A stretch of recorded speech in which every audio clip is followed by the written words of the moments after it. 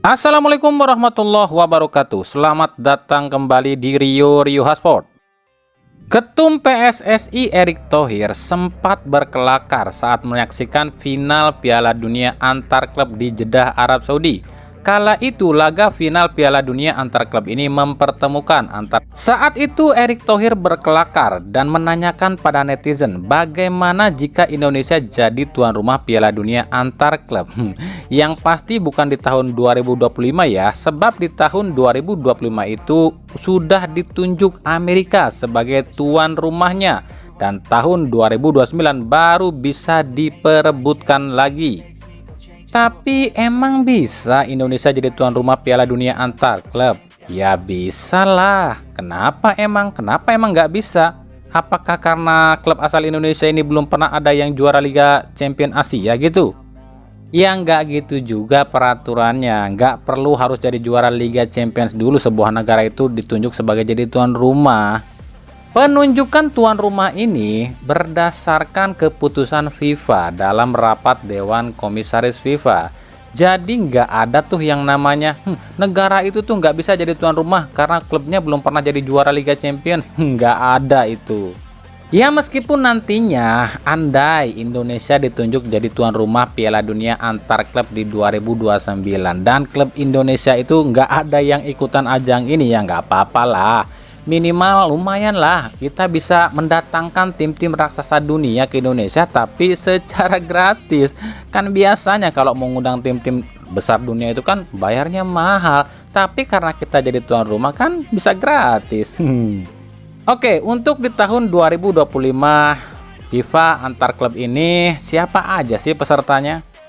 Dari UEFA atau Eropa itu jatahnya 12 tim, dan dari 12 tim ini yang udah pasti lolos itu ada 3 tim, yakni Real Madrid, Chelsea, dan Manchester City. Karena 3 klub ini adalah juara Liga Champions Eropa di 3 edisi sebelumnya. Sisanya akan ditentukan di kompetisi di tahun 2023 sampai 2029. Dari CONMEBOL atau Amerika Latin ya, ini tuh slotnya 6 tim, tapi baru 2 tim nih yang lolos, yakni Palmeiras dan Flamengo. Berarti tersisa 4 tim lagi. Dari CONCACAF atau Amerika Tengah ada 4 slot sih yang sudah lolos 3 tim, yakni Montreal Kanada, Seattle Sounders, dan Leon. Jadi tersisa 1 slot lagi. Dari CAF atau Afrika ini 4 slot ya, dan 2 sudah lolos, yakni Al Ahly dan Wydad Casablanca. Dari AFC atau Asia ini jatahnya 4 slot ya, dan 2 slot ini udah lolos, yakni Al Hilal dan Urawa Red Jepang. Nah sisanya 1 slot ini dari Oceania dan 1 slot lagi yaitu untuk tuan rumah. Jadi jika Indonesia bisa menjadi tuan rumah Piala Dunia antar klub 2029, otomatis akan ada klub Indonesia yang mewakili Indonesia di ajang ini. Tapi ya seperti biasa lah, di Indonesia ini akan jadi perdebatan nih. Siapa tuh yang akan mewakili Indonesia di Piala Dunia antar klub? Pasti ujung-ujungnya adalah sogok menyogok dan sikut sana sini. Sebab itulah Indonesia.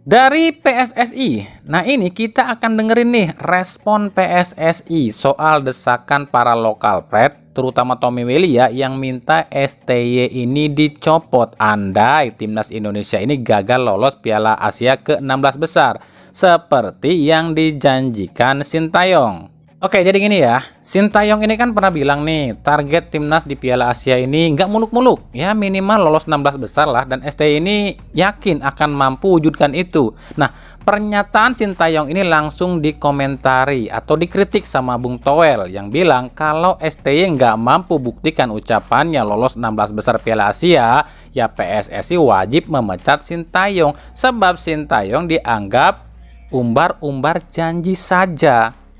Oke, sebelum kita dengerin penjelasan dari pihak PSSI, ini cuma sekedar pendapat kami pribadi loh ya. Sekarang gini deh ya, setiap pelatih itu mau melatih timnas, mau melatih klub pasti punya target masing-masing dong, bener nggak? Tapi kan dalam perjalanannya target itu bisa tercapai atau tidak, banyak faktornya, banyak penyebabnya. Sebab yang menentukan tim itu kan bukan cuma pelatih. Sekarang gini deh, yang main di lapangan itu kan bukan pelatih tapi pemain. Ya emang sih pemain itu dipilih oleh pelatih, tapi masalah menang, juara atau enggak ini kan banyak faktornya. Tapi kan yang penting pelatih itu punya target, punya tujuan. Nah, tercapai atau enggak ini kan tergantung dalam perjalanannya kan. Ya ini masih mending pelatih itu punya target daripada nggak punya target sama sekali. Ayo milih mana? Tapi kan masalahnya beda kalau buat Sintayong. Buat Sintayong mah semuanya serba salah. Kenapa demikian? Kalau Sintayong nggak ngungkapin target, dihujat. Pelatih apaan? Masa latih timnas kok nggak punya target? Gitu kan hujatannya? Giliran Sintayong ngungkapin target, tetap dihujat juga kan. Awas lu, gua catat lu omongan lu, target lu segitu tuh. Kalau lu nggak bisa wujudin, lu out. Kan gitu. Jadi intinya bukan permasalahan target pelatihnya sih kalau buat kami di sini ya, di permasalahan Sintayong ini, tapi masalah si pelatihnya. Coba kalau bukan Sintayong pelatihnya, apa ada yang akan nyinyirin? Bener nggak? Nah sekarang kita dengarkan nih bagaimana respon PSSI soal desakan dari lokal pret ini. Nah menurut Zainuddin Amali selaku Waketum PSSI mengatakan, ya tentu sebagaimana yang sudah disampaikan oleh Coach Sintayong, dia mentargetkan untuk kita lolos ke 16 besar kan gitu ya. Nah itu yang kita harapkan. Federasi tentu harus realistis ya. Pak Ketua Umum Pak Erick Thohir selalu berdiskusi dengan pelatih sejauh mana kemampuan dari anak-anak ini. Ya kita tidak bisa juga mentargetkan hal yang muluk-muluk sementara kita tidak realistis dengan kondisi kita sendiri. Jadi sebagaimana yang disampaikan oleh Coach Sintayong, dia akan usahakan untuk lolos ke 16 besar, ya kita tunggu saja seperti apa hasilnya. Nih ya dengerin ya. Kalau aja bukan Sintayong yang jadi pelatih timnas, Toel ini pasti bilang kayak gini nih. Ya wajar sih kalau cuma target 16 besar dan wajar juga kalau nggak lolos. Kan kita tahu nyari pemain itu susah. Klub-klub itu terlalu mengandalkan pemain asing sehingga yang lokal jadi jarang tampil. Belum lagi ada klub yang susah lepas pemain. Jadi wajar kalau timnas kita kesulitan. Itu kalau bukan pelatihnya Sintayong lo ya. Hayo ngaku. Tapi lantaran pelatihnya Sintayong, maka kata-kata itu nggak keluar. Yang keluar justru kritik, dan kritik, tapi tanpa solusi. Dan terkesan cuma nyinyir secara ketidaksukaan. Gimana? Coba deh dengerin nih podcastnya Mamat Al-Katiri dengan Bung Toel nih. Di sini terlihat jelas nih ya. Yang namanya orang kalau udah nggak suka dibantah seperti apapun, dia ini akan tetap ngotot, ya kan? Tapi kalau butuh juara juga agak tidak. Maka pelajarilah positioning itu pada saat deal kontrak.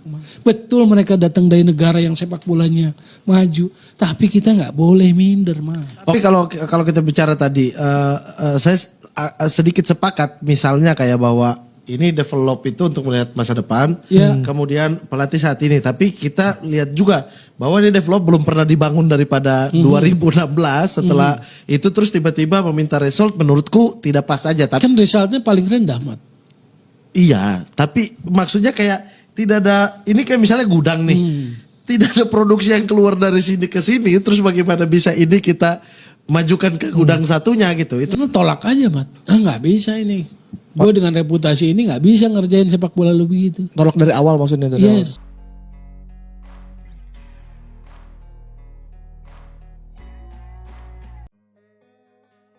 Kita beralih ke berita klub.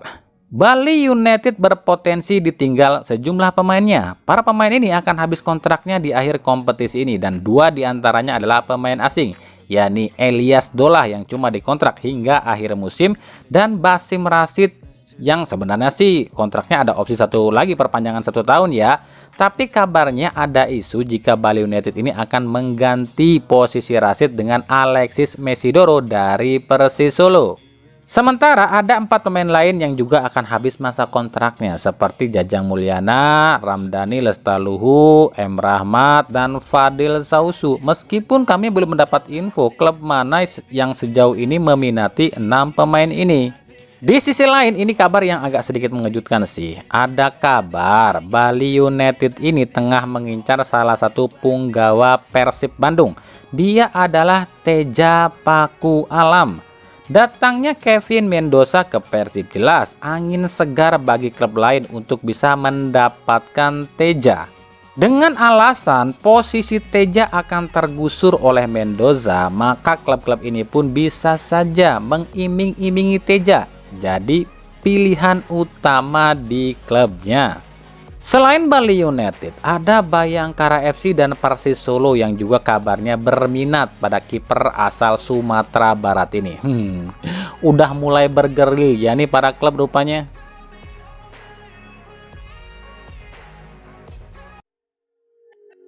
Dari Persebaya, belum resmi diumumkan sebagai pelatih saat berita ini dibuat loh ya. Tapi nama Paul Munster sudah jadi bahan gosip nih. Ada sebuah berita jika Paul Munster sudah meneliti Persebaya dari jauh hari dan sudah tahu di mana kelemahan Persebaya. Dilansir dari Jawa Post, pelatih asal Belfast, Britania Raya ini mengatakan 3 hal yang kurang di Persebaya, yakni wall alias tembok, dynamo alias playmaker, dan arrow alias panah alias ujung tombak. Jika benar ini pernyataan Paul Munster, berarti Paul Munster ini pelatih yang jeli, sebab kami pun menilai hal yang sama. Kira-kira siapa ya yang bisa mengisi 3 posisi yang dibutuhkan oleh Paul Munster? Nah, jika kita berandai-andai Paul Munster ini akan ambil para pemain yang pernah dilatihnya, entah itu di Bayangkara dan dimanapun, kami pikir ada 3 sosok yang pantas mengisi 3 pos ini. Posisi wall atau tembok mungkin saja bisa mengambil Anderson Sales. Untuk dynamo alias playmaker mungkin saja bisa mengambil Liu Jun atau Adam Alis karena pernah dilatih oleh Paul Munster di Bayangkara. Sementara ujung tombak mungkin saja Paul Munster ini bisa mengambil Ezechiel Nduasel dan Melvin Place yang juga pernah dilatihnya di Bayangkara FC. Ingat, ini semua masih sebatas rumor loh ya.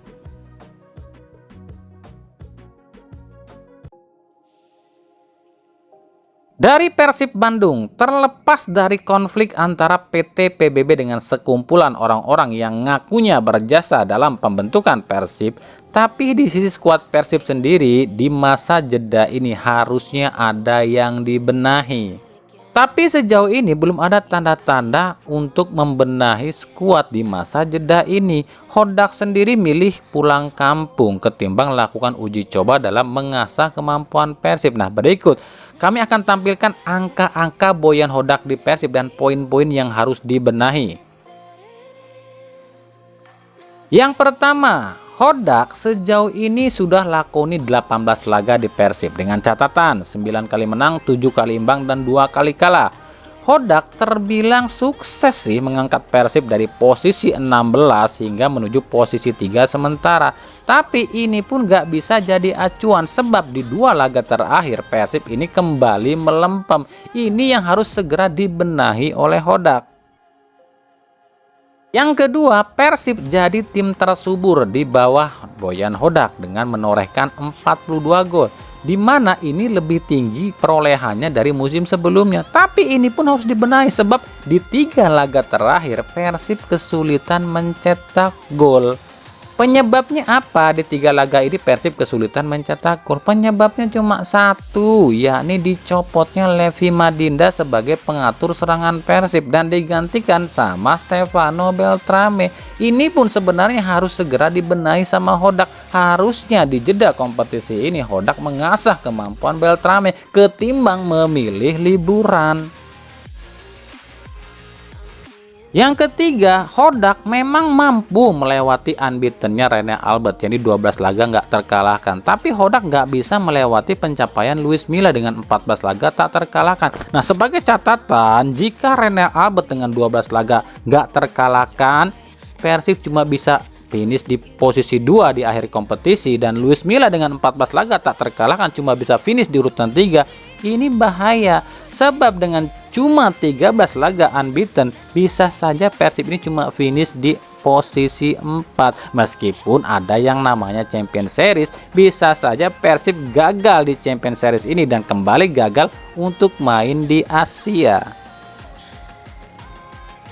Yang keempat, Hodak nggak bisa mengalahkan tim juara bertahan. Ini fakta yang unik sih, sebab sejak Persib juara terakhir tahun 2014, Persib ini selalu gagal 2 kali berturut-turut mengalahkan tim yang jadi juara di musim sebelumnya. Di 2018, Persib nggak bisa mengalahkan Bayangkara FC yang jadi juara di musim 2017. Hasilnya Persib gagal juara. Di 2019, Persib cuma 1 kali ngalahin Persija yang jadi juara 2018. Hasilnya apa? Persib pun gagal juara. Di 2020 nggak ada, sebab ada Covid, dan musim kemarin, musim 2022, Persib ini nggak bisa ngalahin Bali United yang juara 2019, dan Persib pun gagal juga juara. Musim ini Persib nggak bisa ngalahin PSM juara bertahan 2022. Apakah ini akan menjadi dejavu jika Persib sulit juara di musim ini? Ingat, ini hanya statistik loh ya.